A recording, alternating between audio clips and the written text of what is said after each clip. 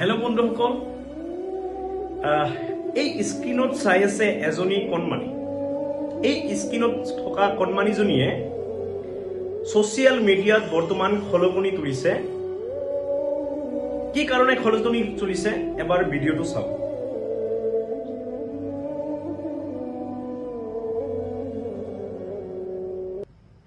ভিডিঅ'টো চালে যে অসম আৰক্ষীৰ জোৱান বিলাকে কি কৰি আছিলে, ট্ৰেইনিঙো কৰি আছিলে, কঠোৰ ৰ'দ আছিলে।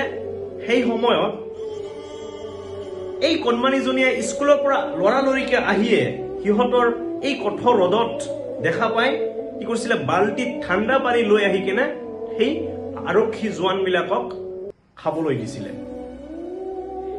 এনেকুৱা প্ৰশংসনীয় কাম সচৰাচৰ আমি দেখিবলৈ পাওঁ আৰু এইটো আমাৰ অসমৰ পৰম্পৰাগত চলি আহিছে।